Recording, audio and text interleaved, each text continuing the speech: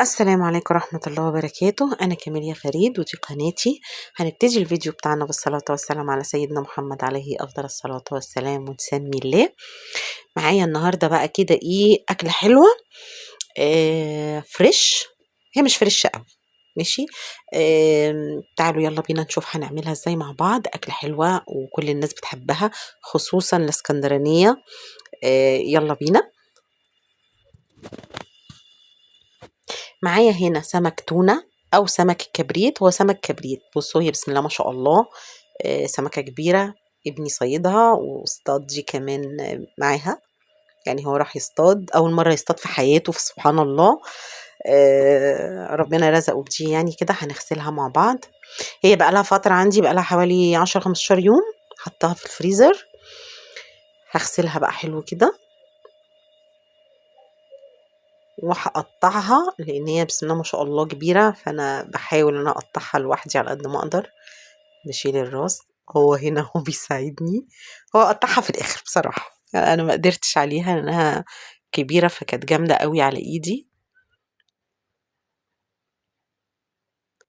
هنا قطعناها بقى، قطعتها مكعبات كده. احنا قطعناها من النص وشلنا الشوك وقطعناها جزل كده. هي سمك التونه بيبقى غامق كده، بيبقى غامق كده، هو منتشر اليومين دول. فقلت بقى اعمل له شويه. انا بناتي مش عايزين، يعني انا عملت ال3 اكياس دول وشلت شويه، هنعملهم مع بعض دلوقتي. هنعملهم بتتبيله عاديه خالص. هنعمل بقى توم بفلفل اخضر بكمون بشطه، وندقهم كويس قوي اهو في الكبه ونتبله بيها ونسيبهم بقى ساعه 2 او من بالليل للصبح، وفي دقيق بشويه نشا. واعمل انه انا مش عارفه التتبيله ما جاتش ليه، بس انا قلتها لكم لان انا شفت الفيديو لقيته ان هو الكاميرا تقريبا ما صورتنيش، ما كانتش بتصور وانا بتبل، فمعلش انا اسفه يعني.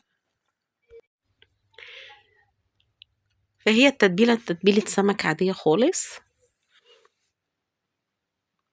هو ما خدش وقت، يعني بصوا مسافه ما بحطه ما بياخدش لا ما بيكملش نص دقيقه في النار. معلش على التصوير بقى، انا اسفه بجد، يعني كنت بصور بايد وبعمل بايد لان يعني الحامل بتاعي اتكسر، مفيش حد يصورني، كنت لوحدي.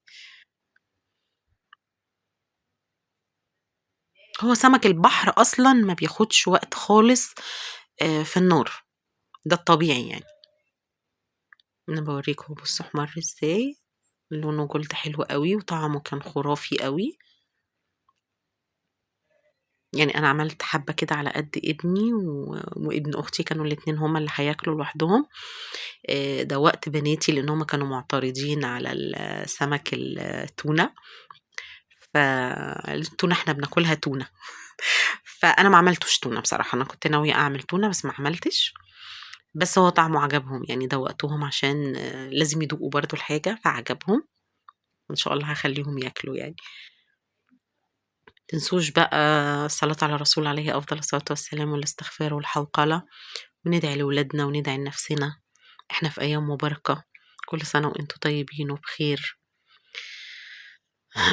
رمضان على الأبواب خلاص، وربنا يبلغنا رمضان يا رب، لا فاقدين ولا مفقودين.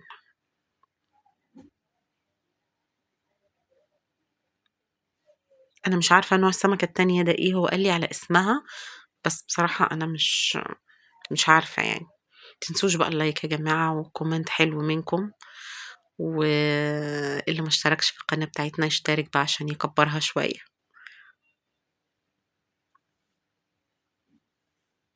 بيتعمل بسرعة قوي، ما بياخدش أي وقت. اهو عايزة اوريكم برضو اللحم بتاعه من جوه بعد ما اتقلى، هو بس سخن شوية على ايدي، شايفين الدخان اهو بيبقى غامق كده.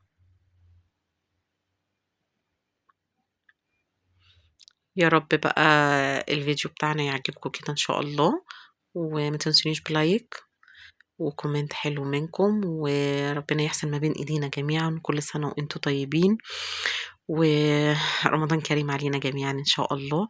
اشوفكم الفيديو الجاي على خير. السلام عليكم ورحمة الله وبركاته.